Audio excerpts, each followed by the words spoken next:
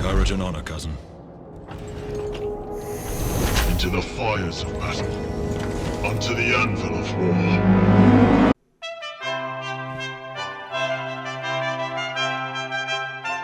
Hello, and welcome to Warhammer 40k's Grim History from the Beyond. I'm Zekthar. And I'm Yuxin. And we are the chroniclers of all that was, and all that will be in the 41st millennium. We've seen the rise and fall of many empires, and today we'll be discussing the most recent events of the Imperium, the Indomitus Crusade. Indeed, this crusade is so large and so important. We're going to cover it for the next couple of months. And this week, we come to the end of the first phase of the Indomitus Crusade, and the beginning of the second phase known as the Plague Wars. Indeed, Yuxin. But let's discuss the bridge that takes us from the first phase of the Indomitus Crusade to the Plague Wars itself. Absolutely, Zekthar. And while the Indomitus Crusade went through its ebbs and flows, it was at least heading in the right direction. We are coming to the end of the first phase of the Crusade. That's when things began to hit a little bit of fallout. Now, some of these things were issues that were the fault of chaos, others by Xenos, but the thing that got the ball rolling was a problem created by our boy Gilman, who was caught between a rock and a hard place, and it all started the Battle of Rakos. That's the aptly named Pit of Rakos. Indeed, brother. Now, the battle itself was actually a pretty easy victory for the Imperium. Gilman's fleet crushed the Chaos fleet orbiting Rakos, and was able to land a ridiculous amount of troops on the ground on 108-Beta Calipus 9.2, where the rest of the Chaos ground forces were holding out. Overwhelmed, the enemy fell in roughly 5 hours. So, Yuxin, just a heads up of how many kind of troops he had there. He had, first off, all 20,000 Grey Shields were there. That in and of itself, anyways, is pretty impressive. But then he also landed, anyways, a ridiculous amount of repulsor tanks. Titans landed on this planet. Yeah, Chaos was just toast. It took 5 hours? Seriously? Well, okay, first off, they had to take one last fortress, and that fortress was run by the Iron Warriors. So, okay, but still, yeah. Kind of reminds me of actually. I didn't want to level the planet either. What's that? I guess they didn't want to level the planet either. I guess. Right. So. But it kind of honestly reminds me of you've seen the Expendables 2 on Terran 42, where they're taking that town, and all of a sudden they're like, "There's one guy left," and then they all turn around and just gun him down. One more!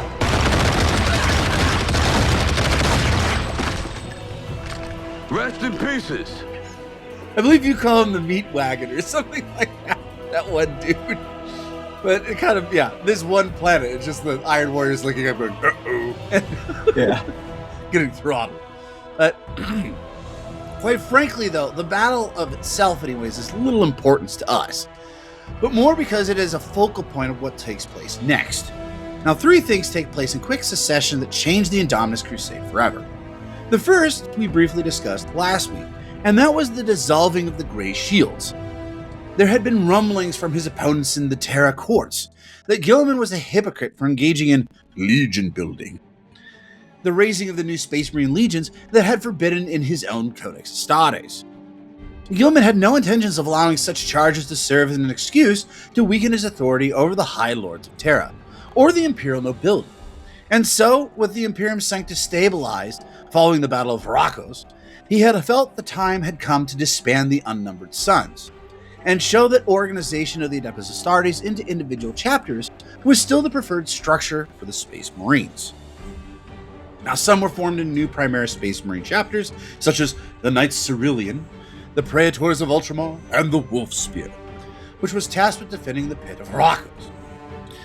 The remaining Unnumbered Sons were dispersed to already established Space Marine chapters, where they would take the lessons they had learned fighting alongside the Astartes of different lineages into units descending only from their own Primarchs.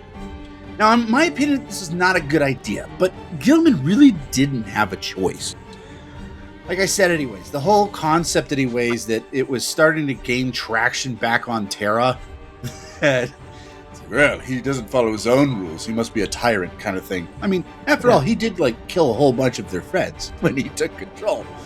Well, that plus, if you look at it this way, it'd just be kind of like, yeah, he really isn't following his own rules. I mean, he did set those rules up about, I don't know, over 10,000 years ago to prevent, somebody like kind of the position that he's in from taking over the Imperium and wiping everything else out. It's hypocritical, kind of like, I'm not a god, but I'll use godlike powers. Father like son, right? I still don't think it was a good idea, though. The disbanding of them. I understand why he did it. I just don't think it was a good idea, just simply because just the ability to use the Space Marines as a legion again and be able to move them quickly from one place to another as a cohesive unit that you just literally just drop 20,000 Space Marines on something, you win. That's kind of the way it works with Space Marines. Not only that, but these were kind of the cream of the crop because it's very much like the Death Watch on the aspect of you've got a bunch of different, chapters that when they are paired together, they work better than when they're by themselves.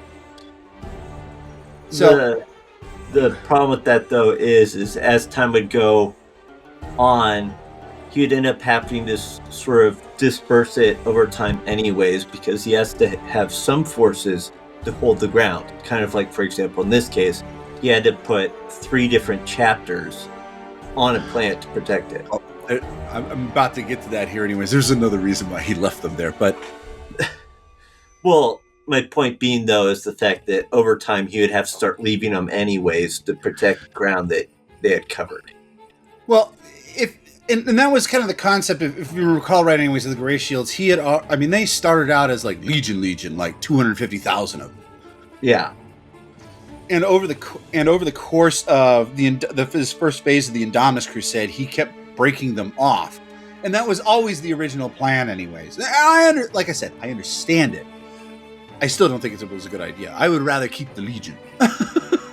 and I know you were saying, anyways, they'd eventually just dissipate out. Which, I mean, sure, he could have just kept doing that, or he could regroup them, get another founding to shove in there.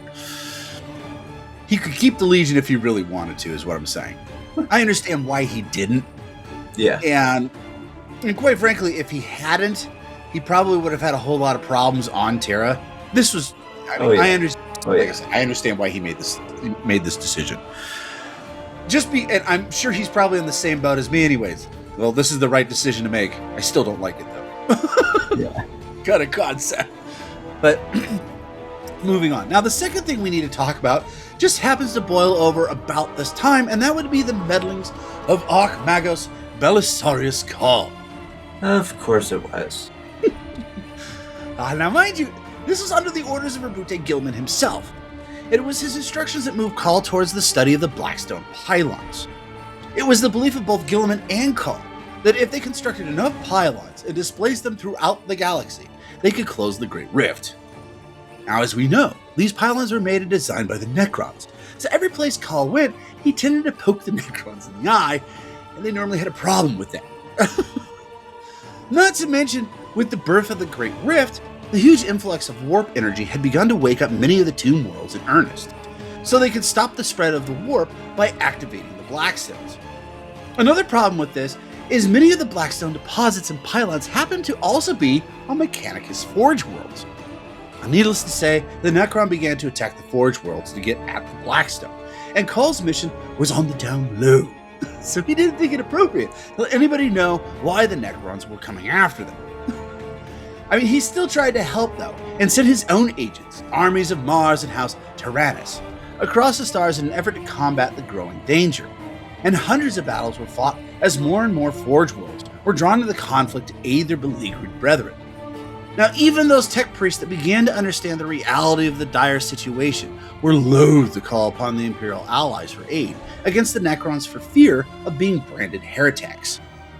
Ah, yes, the dangers of trying to learn. Yeah. I've always found it silly anyways that it's like, oh, the Imperium is very much, anyways, you cannot learn from your enemies, which is just dumb. It's like their technology is far more advanced than ours. Heresy! We'll get the fire burning for you. It's annoying. It reminds me of this one part of this book written about a group called the Last Chancers, where they're pretending they're on the down low as a mercenary group, and so they go through this market and they come up to this one place, and this upright person is like, "These are heretic weapons," and it's like, "Oh, you're from the Imperium. Yeah, we got your crappy stuff over here."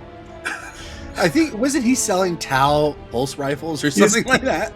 Selling like Tau weapons and Crete weapons and all this other stuff is like, this is heresy. This is abominable. It's like, we have your things like your poorly made or something like that weapons right over here. It's just crap. But we got them. We have your flashlights over here. Now, Cole's first move, though, was to lead Battle Group Hephaestus of Indomitus Crusade Fleet Primus into the Nephilim sector in order to battle the Necrons. His main goal was to secure the area before the arrival of Gilman himself. Now, during the Pariah Crusade, Cole accompanied a strike force led by the White Consuls, Captain Massinius, to the surface of planet 7-2. During the fierce battle, he was able to interface with the Pariah Nexus directly to disrupt it locally, as well as unleash dataphages into the Necron network before escaping with the surviving Space Marines via a Pharaoh's device. Wait a minute. The Pariah Nexus, you're referring to the ongoing battle with Xeris, yes? Yes, I am. The mad psycho doctor Xeris. Yes, of the Necrons? Yes, Yeah. the same guy. Did they meet? Yes, I believe they did. But, honestly, we don't have time now to go over it. I'll have to do a bonus box on it.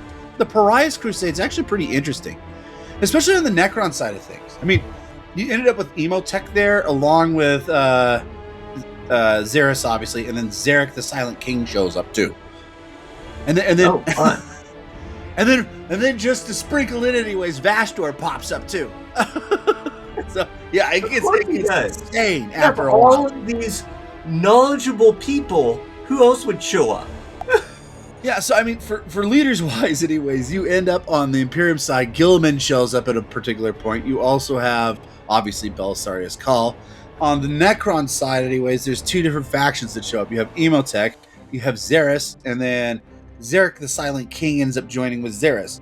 And then after they start fighting out all this stuff, anyways, apparently Chaos was just like, you know what? I feel left out. I need to sell miniatures, and so they threw it. So then Vastor joins the mix with all of his dudes.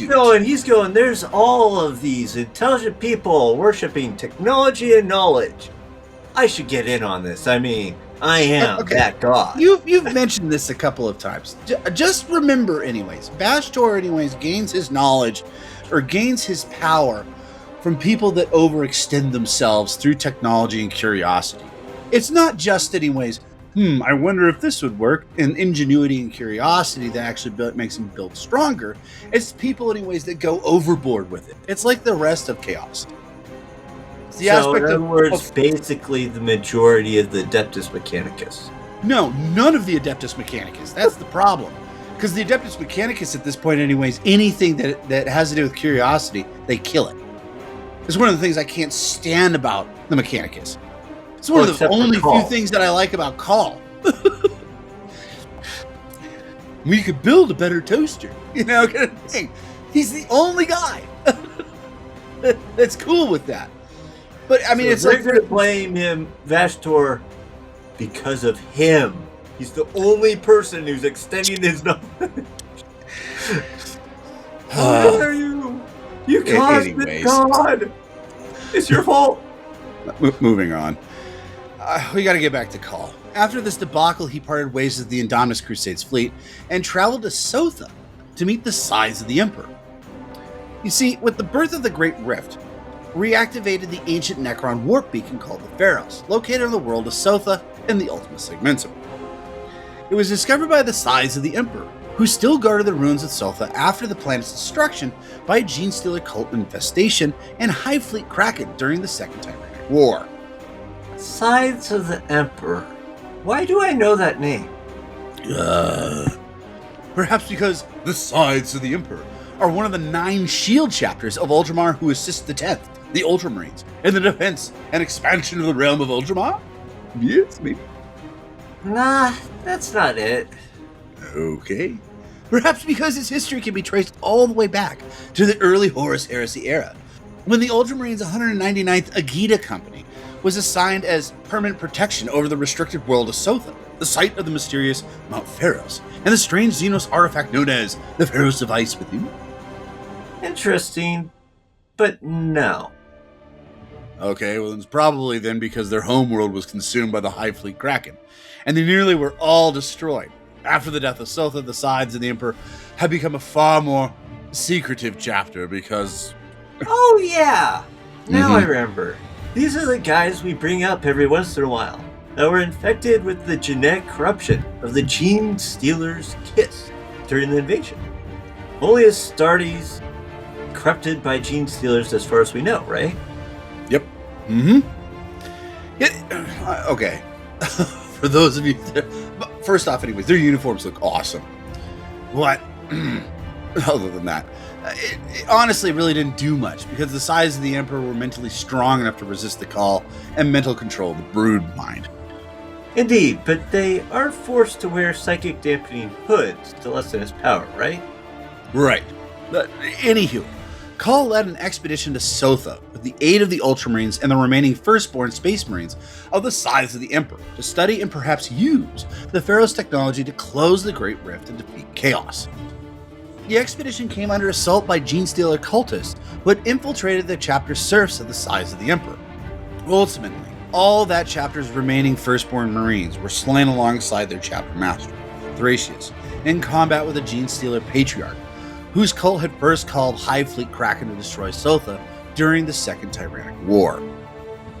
After reaching the Pharos, Hall discovered that a shard of the Catan Zahulash, the potato, had provided the power source for the ancient pharaohs.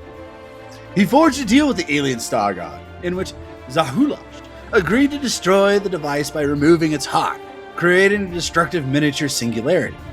In exchange, Call agreed to remove the shackles of Necrodermis that kept the Catan shard captive, and create a portal with the pharaohs to allow him to finally escape from Sotha. Call seemingly agreed, but this was only a ruse, as he actually teleported Zahulash to a far region of the galaxy where the Catan shard was surrounded by hostile Necron tomb lords. Zahulash swore revenge on Call for his betrayal. Call was able to escape from Sotha and gathered much data from an examination of the Pharaoh's heart, including the location of other Pharaoh's devices and large deposits of the strategic mineral known as Blackstone across the galaxy. Now, it was time to test his knowledge, which brings us back to the battle and pit of Herakos. Call returned to the pit under orders from Gilman to try to stabilize the Attilan Gate, an alternate route into the Imperium Nihilus to circumvent the beleaguered Nachmund's Gauntlet. He utilized captured Necron pylon technology in an attempt to stabilize the gate. The what gauntlet?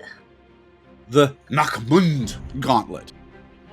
At this point in time, it's the only way that they could actually get through the Great Rift to the Imperium Nihilus. Yes, well, all alongside the Logos Historica Vereta Historica Salona, Alpha Primus, and Cuvo journeyed to the Necron War World and revealed to be actually a war engine, which was frozen in time during the War in Heaven.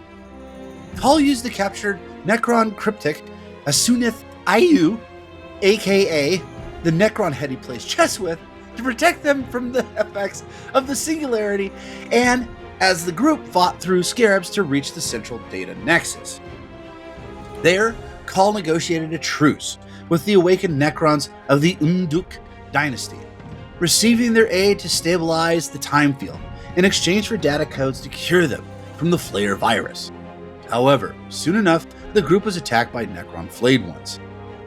Now, despite the chaotic fighting, Call was able to secure the data from the World Engine, just as the Nduku Pharaon turned on it. The Necron Overlord was killed by Alpha Primus, and the group was able to flee just as the time field collapsed and the World Engine imploded into the Singularity. Back aboard the Tsar Questator, Call journeyed to Ulvhelm in order to reach the Attilan Gate. However, as they arrived, they found the world attacked by the forces of, who else but Vashtor? Amidst the chaos, Call reached the pylon control mod on Ulvhelm and activated it.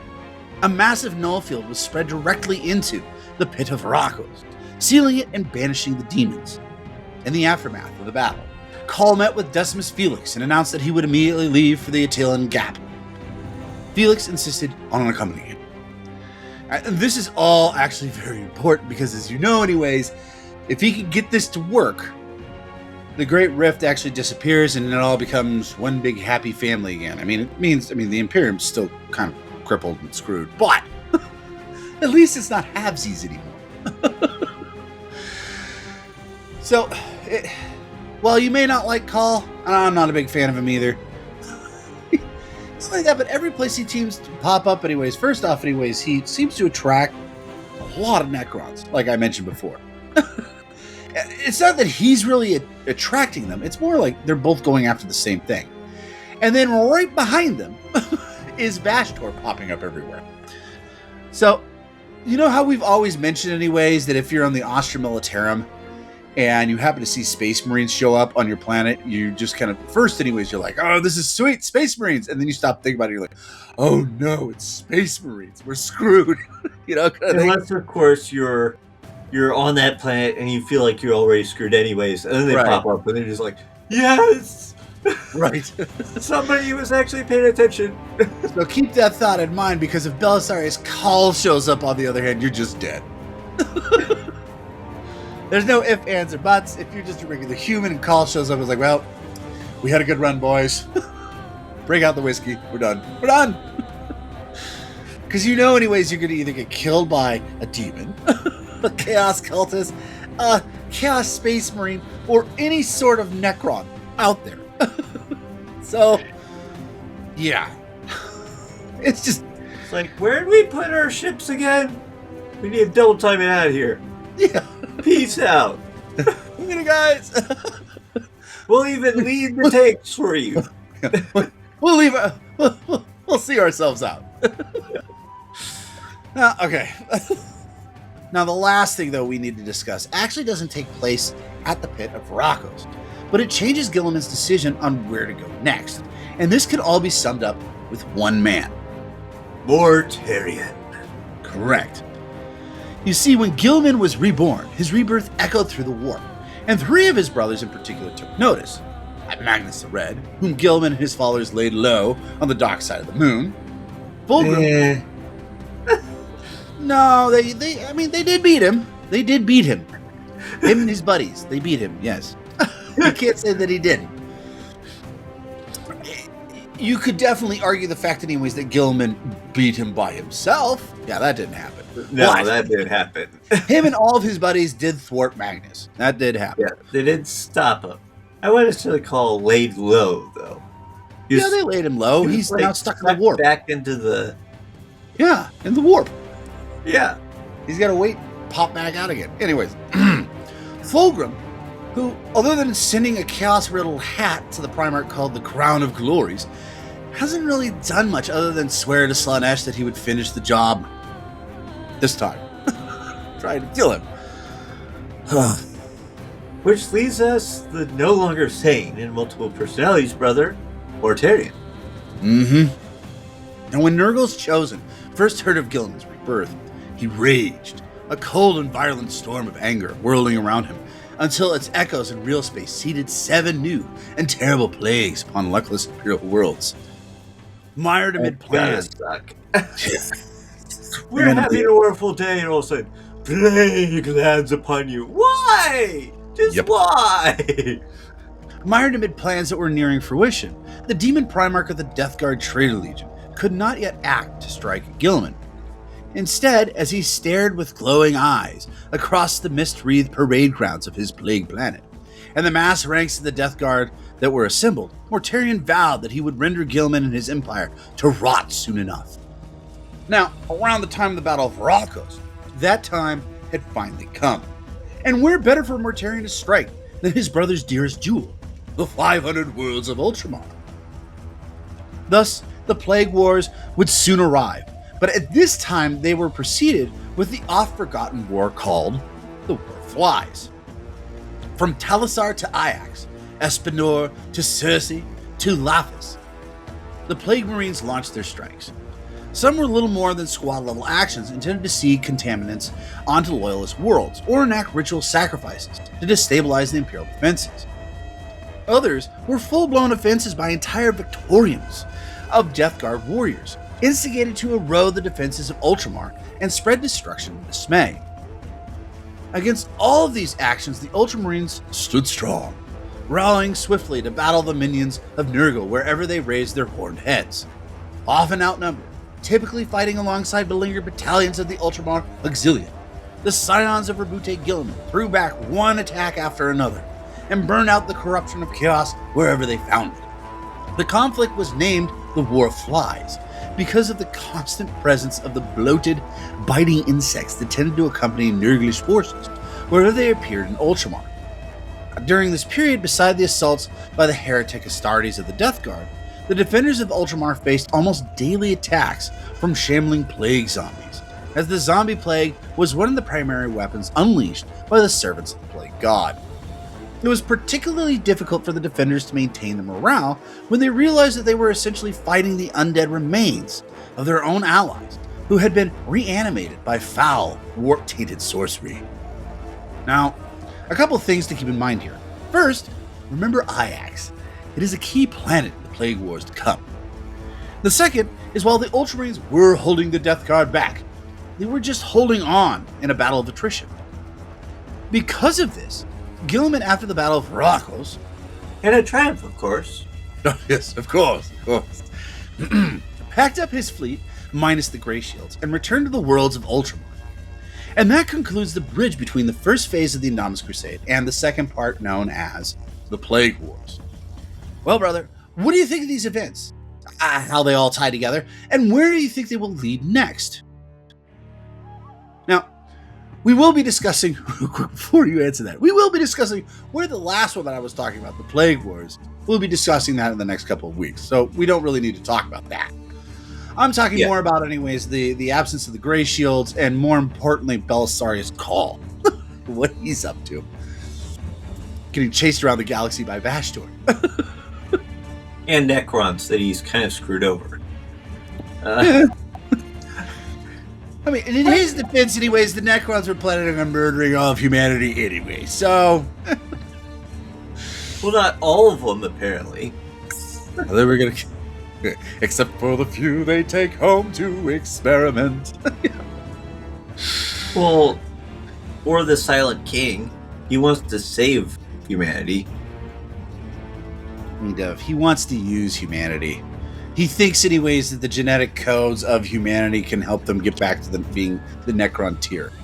Now, after they become the Necron tier again, does that mean that he's just going to go, you know what, humanity, you helped us out. You can have this little part of the Milky Way galaxy. Yes?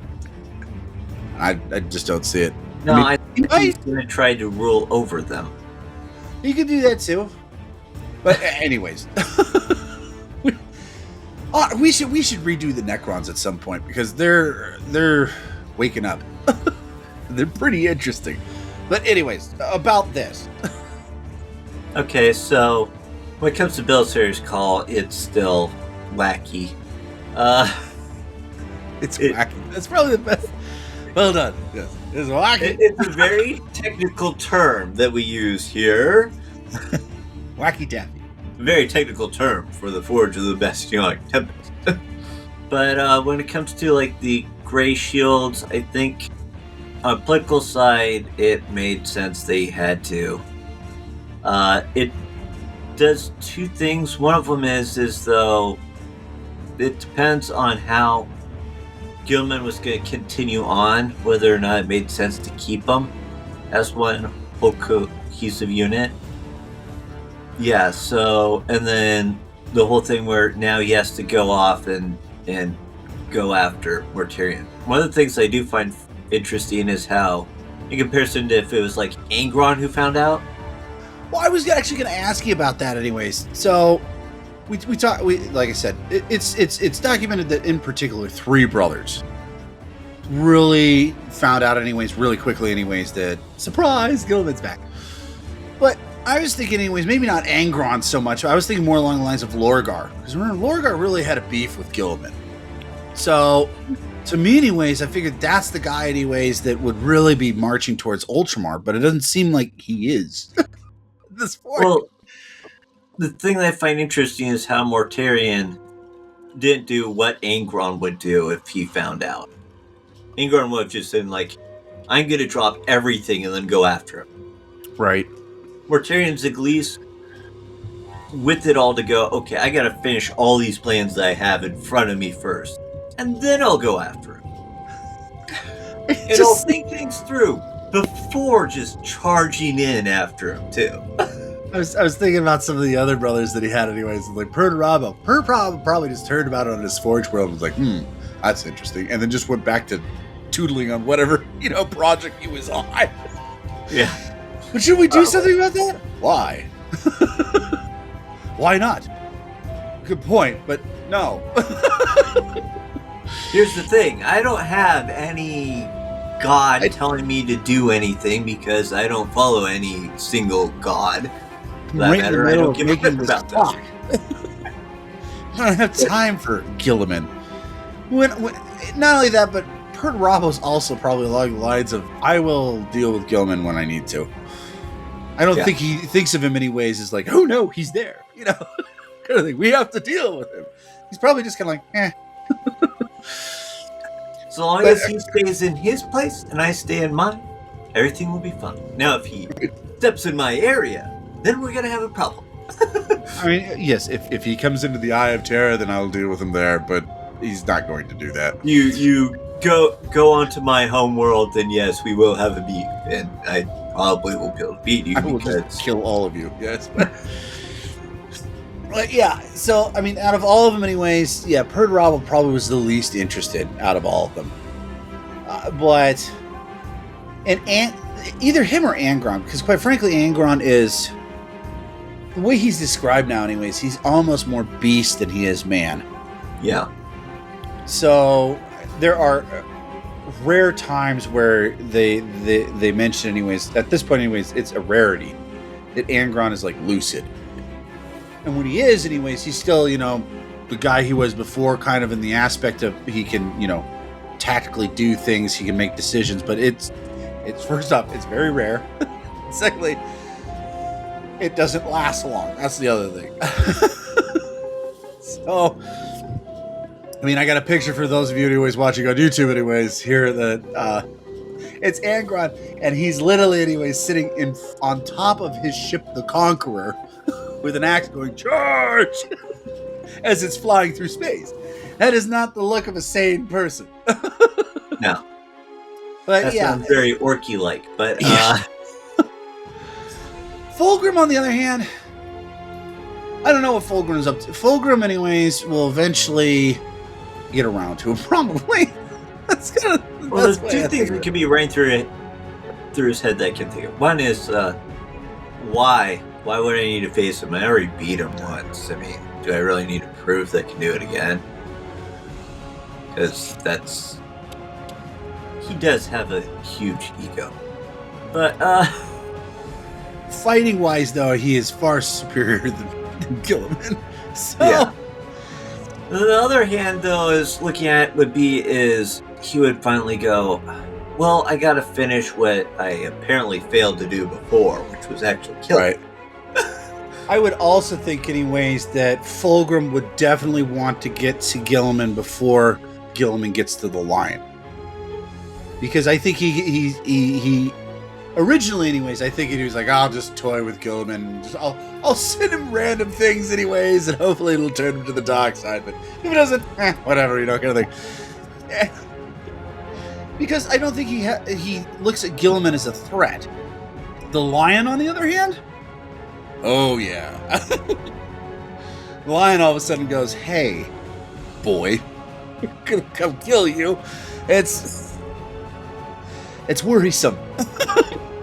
That is, if he thinks of That's if he knows that the lion, because the lion didn't have this like hull warp echo scream when he came back. He just kind of quietly came back through the forest. Yes. In fact, who knows if they even knew whether or not he had technically died or not? They're just like, okay, he's kind of dissipated somewhere. We know that, but so, like I said, if Gilliman can, if Fulgrim figures out that the lion is still alive, which he might by this point, because remember the lion has beaten Angron. Right. Then again, anyways, I don't know how chummy, anyways, the Chaos Primarchs are with each other. It normally seems like 9 times out of 10 they try to beat the crap out of each other just as much as they try to beat up the Imperium. But well, plus, who hates Slanesh the most? Is it Nurgle or it's Khorne. It's Khorne? Yeah. Mm-hmm. So there's that too. Khorne and Nurgle don't really like Slanesh. This is like, well, none of them really like Slanesh, but Zinch is mildly okay with him. If he has to work with any of them, it's kind of like, okay, fine, I'll work with Slanesh. I'll work with Slanesh, I guess. He hates Khorne, and then he also doesn't like Nurgle, because Nurgle's actually pretty uniformed. And he's stinky, you know. But anyways, I digress. Yeah, I just kind of wondered, and the guy that I really was kind of surprised hasn't popped back up yet in like full force is Lorgar, because he really, during the time of the heresy, really had a problem with Gilliman. Yeah. Maybe he's still trying to keep away from Corax, Corvus Corax. He's still hiding behind that door. Although it is rumored, anyways, he's out and about again. But yeah. And then, hello? You still out there? Shut the door! Shut the door! Lock it! And then there's the twins, which we don't know what they're doing anyways, so we couldn't tell. Well, the one that's left, yeah, Alfarius. I still hold the belief, anyways, that he's slowly taking over the Imperium Nihilus. Which he's would creating be his own awesome. empire.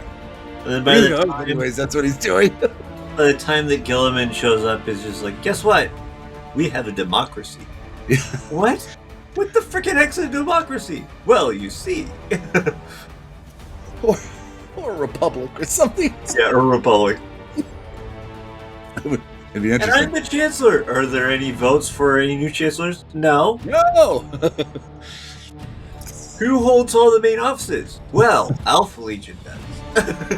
It's like, when I die, anyway, someone else will be voted in. I don't think you can't die, can you? Well, we don't know. We don't know. I've been around for 10,000 years. I'm still doing pretty good. Yeah. But okay, so yeah, that's the whole aspect of what's going on with Gilliman.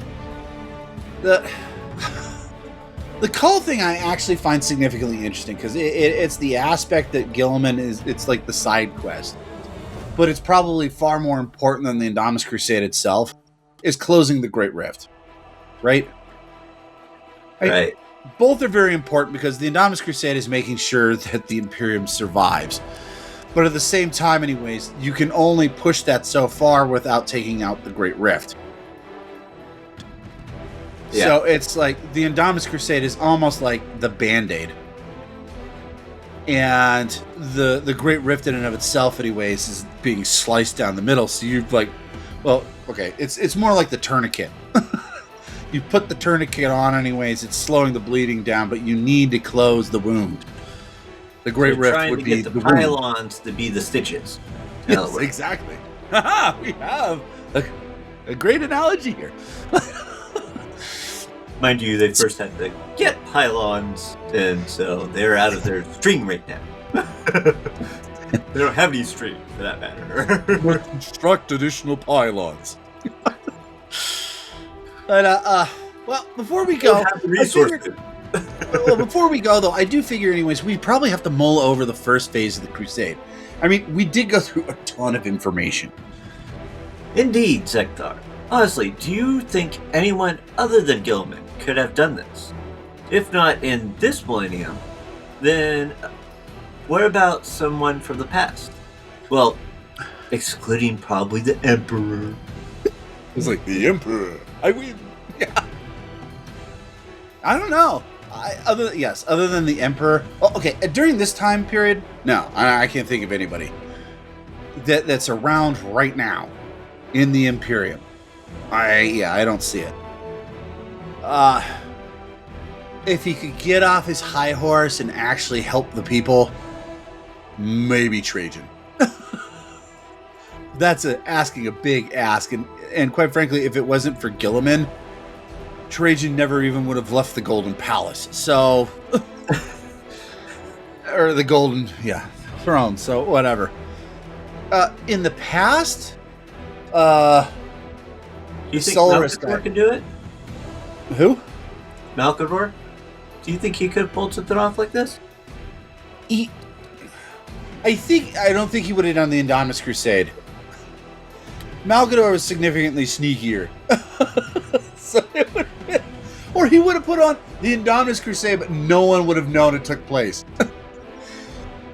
They So would he be would looking have at the done map it and it's like, why do we better. keep getting more planets? It's like, shh. So, in other words, what you're saying is he would have kind of done better. Because that means it would have been less resources and less... Maybe. Malcador might have been able to do it, maybe. Of his brothers, Dorn, I could see Dorn anyways, if he popped up anyways, might be able to take care of it.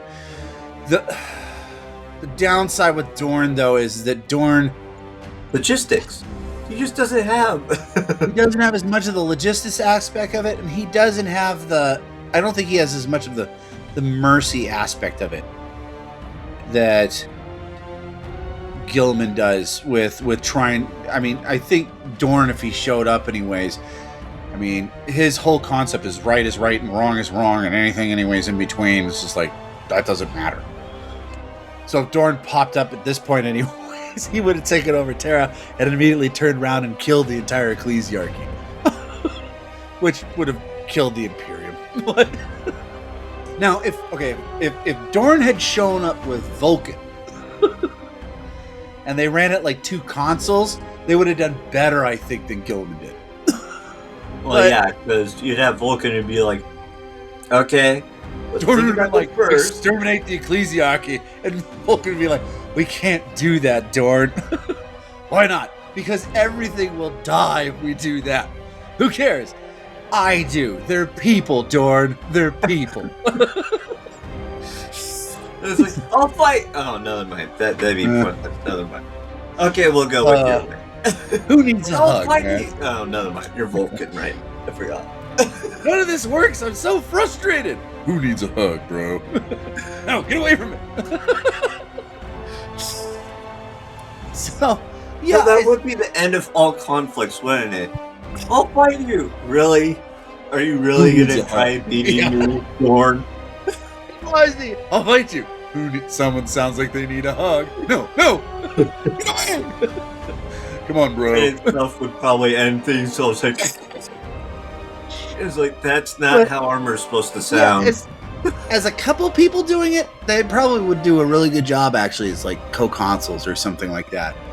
A single person, the only other guy I can think of anyways was Macarian. You mean Macarius? Or Macarius, yeah. The guy who, Solar Macarius? yes, who conquered so many worlds, he eventually got to the end and cried because there were no more worlds left to conquer. Like the guy from Terran 42, which we won't bring up again. But apparently, anyways, according in the Milky Way system, it was the Emperor. But anyways, he's the only guy I can really think of in history, and quite frankly, that actually shows how much and how Macarius, how awesome he was. Because remember, he was just a dude. I know, he was a unaugmented human being. Which actually kind of begs the question. I got a real quick question for you anyways. What do you think would have happened if Macarius had actually like this all took place anyways, like the rebirth of Gilliman, if that had taken place during the Macarian Crusade, what do you think would have happened if Gilliman had met Macarius? I think that would have been an interesting conversation, personally. It's That like, would have I'm been taking over. Okay. I can keep doing what I'm doing, right? What are you doing? I'm being Conquering the successful galaxy, already, man. In fact, you're gonna save me a lot of effort. I can just continue working on the logistic aspect, and we'll make a lot more headway. I was about to say, anyways, if they could get along, it would be the greatest dynamic duo ever. I'm great at conquering. It would be like Batman and Robin, except for it's two Batmans, you know? So, or Batman and Superman. There you go. So, yeah, I mean that would have been awesome. But yep, two different times in history, unfortunately. I wonder if Gilliman actually has read about the Macarian Crusades and looked at it and actually like read into the history of it. Okay, do you think he's even had time to do that? He's tried reading into a lot of the histories. Tried. He has actually on McCrog's honor, his ship. He's got like a whole group of people, anyways, that are literally all they do 24/7, anyways, is go through all the Imperial records that are still around and try to actually put it into some semblance of chronological order and the aspect of making things, anyways, make sense. It was kind of funny because he actually had a huge interest in the War of the Beast because Belisarius Cawl mentioned it. He was, ooh, what happened there?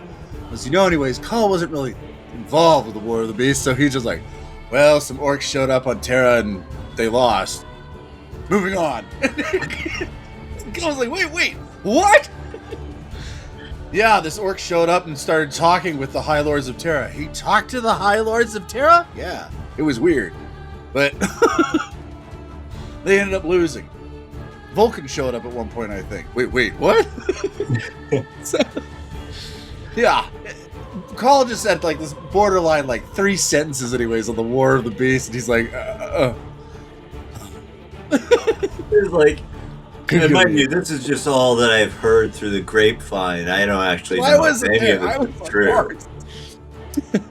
Figuring out how to build a better microwave. The plant disappeared and appeared somewhere else. I mean, that's something that I might have had a little bit of a hand in. I'm not sure. Speaking of Cawl, I do got another question for you. Do you think the Indomitus Crusade could have worked without the Primaris Space Marines? No. So hang on, half a second. So instead of you would still need the Ultima founding, right? But instead of the Primaris Space Marines, you literally just had a huge founding of Space Marines. So I'm not saying specifically, anyways, without the Primaris Space Marines themselves. So if you had just stuck with the regular Space Marines, but just made a whole boatload of them, like they did with the Ultima founding, would it still work? Or did you actually need the Giga Chads? I would say that if it did work, it would be a lot more difficult because at the same time, if Belisarius Cawl wasn't there and he was just having cranked out so many people, that means also you wouldn't have all of the more advanced tech either. Well, advanced tech. Some of it's just basically re-engineered tech that have been lost. Hence why we now have jet bikes again. Again, yes. Not newly invented. Again, we have jet bikes. I don't know. If you still had the same amount of like the Ultima founding still took place, where you just had a whole bunch of Space Marines pumped out, I think it still might be able to work. It wouldn't be as devastating. Let's put it that way. Yeah. I mean, like it or not, anyways. Primaris Space Marines, they're bigger, they're faster, they're stronger. I mean, from what I gather, anyways, not like a super huge amount, but they are. It's noticeable. Let's put it that way. So, I mean, if you had, to me anyways, if you have an extra boost of 250,000 firstborn Space Marines, it's still a boon. Yeah. You could still do a whole lot with that, kind of thing. Now, mind you, anyways, that's the question, though. The Ultima founding, would it have even been able to take place if Call... Because Call had been working on this for 10,000 years. Maybe that's, he'd just been slowly creating these guys and putting them in pods. Yeah. Not just, we're doing it now, kind of thing. It was like he was building up forces so when Gilliman did show back up again, they would be ready. But... And then if that's the case, then absolutely, I wholeheartedly agree with you anyways. The Indomitus Crusade wouldn't have worked without the influx of the Legion of Grey Shields. It just wouldn't. Right. You might have been able to hold... I don't think you could have done a crusade. You could have made something like an Iron Shield around the worlds that you had anyways and built up the defenses so that humanity just didn't go under. And then maybe slowly, very slowly, over Advanced time. it out. Yeah.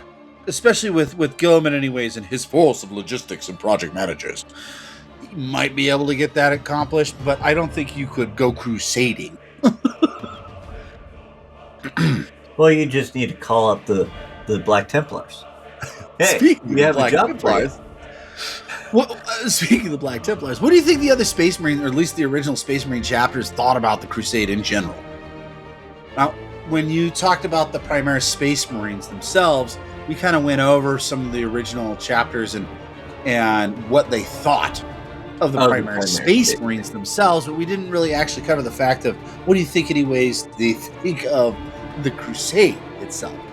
I'm sure, by the way, the guys you just talked about, the Black Templars, are all on board with it because that's what they do.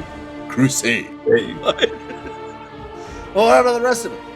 So, obviously, some of them are going to be like, we're all for it because you guys just saved our necks because you were actually on this crusade.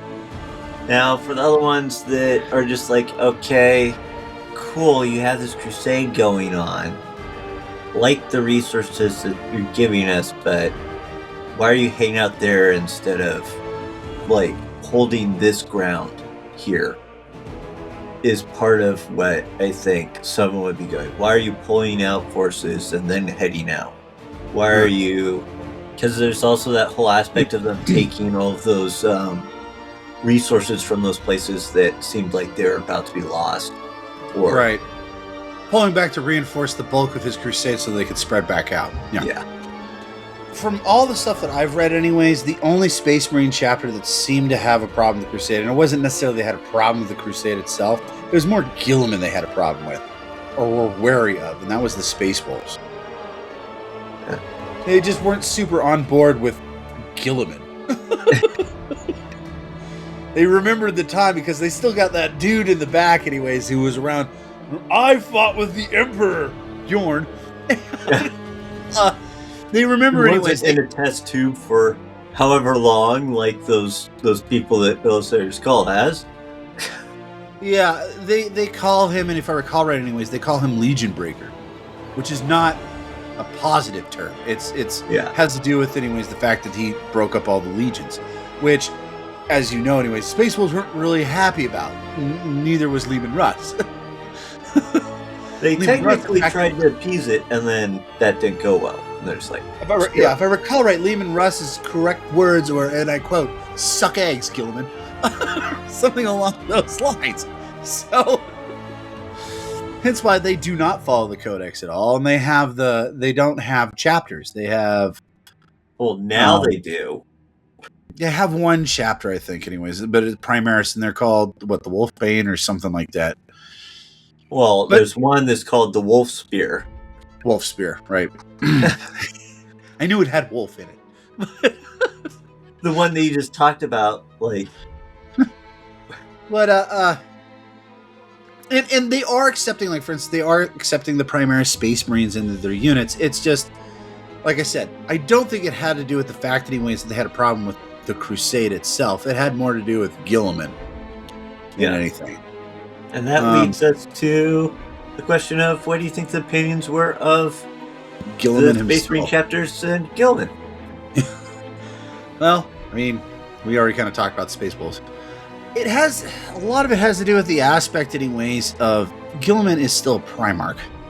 And Space Marines, especially like the Ultramarines, I was just reading over this in the Dark Imperium, where Uriel Ventress meets him for the first time.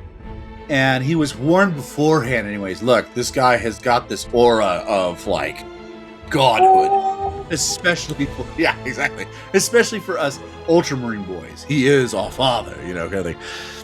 But he hates the fact anyways that we all have to prostrate ourselves in front of him. So just try to be cool, you know, kind of thing. And the first time he meets Gilliman anyways, he immediately drops to his knees. He's like, my lord. And it takes Gilliman a while to get him back up. As soon as he gets back up and he kind of gets through that whole, like, deity aspect anyways, he definitely speaks his mind. He's actually a pretty cool captain anyways and very, very straight up with Gilliman. But there's still that aspect anyways of that Primarchness that I was just mentioning. So whenever Gilliman goes to meet any of these Space Marines, there is this aspect of, like, almost deity aspect behind them. There's this deity aura, and it has a lot of it, by the way, anyways, has to do with the warp, because they're all, like, warp tuned. But Yeah. so there, from what I've read anyways, there have been very few. I think the only guy I can think of anyways that really honestly was able to look Gilliman in the eye and, quite frankly anyways, still had a boatload of distrust with him was Logan Grimnar. All the rest, who didn't literally prostrate themselves, there's actually three there that I can remember. There was Logan Grimnar. There was Marty Cal, ironically, but that was because he was beating up Black Legionnaires anyways. Because he was there when Gilliman was rebirthed, and he even just stopped when he saw Gilliman. And it's a good thing that everybody else was freaking out too, because if any Black Legionnaire had paid attention, they could have just stabbed him in the back and killed our boy Marty Cal. But because he's punching his way through Black Legionaries, and he looks back and there's Gilliman, and it's just like, oh, just stops. Kind of like, the other guy was Dante, and even Dante anyways drops to his knees. Mind you, that also could have been because of blood loss, but because he was hurt pretty bad. But he literally drops to his knees, and it's actually a really cool scene because Gilliman comes up to him anyways and picks him up, and he's like, "You bow to no man, sir," which is freaking awesome. But In the mind of Dante, it's like, I wasn't trying to. I'm just trying to actually stay alive here. Thanks for giving me a hand. And I think he's met Azrael. I don't know. He might not have. I don't remember us reading about that. But, you know, Azrael has seen his Primarch, and he was just shocked. But, yeah. What do you think would happen if he ran across the Salamanders? What's that? What do you think the Salamander's viewpoint would be if they came across? He hasn't run into Tushan yet. I wish Tushan would do what his brother would do. As soon as they meet, hey, big fella, how about a hug? I would just love to see that. Instead of, like, kneeling and prostrating himself, he just looks at him, he starts to cry a little bit, he comes over and just gives him a big ol' hug. We missed you, sir. I just see the Salamanders as not being like bowing in reverence, but giving respect more than anything else. But Salamanders are a weird, different faction, though. They are definitely a different subverse of Space Marines. First off, they're all bigger than your average Space Marine. And two, like we've talked about before anyways, as opposed to every other Space Marine chapter, they still live at home. They still live amongst the people. They help them out. You know, it's like, we've got farm work to be done. They don't farm on Nocturne, but if they did, we've got to harvest the crops. I mean, Space Marines would be out there helping them, you know, kind of thing, when they're on leave. So, and they get to go, hey, guess what? My battle brother here is actually my brother. Yeah. Don't be late for dinner, man. It's potato casserole night, sweet. Yeah. So I mean, they're just different animal. But quite frankly, anyways, I wouldn't be surprised if Tushan would be excited to meet him.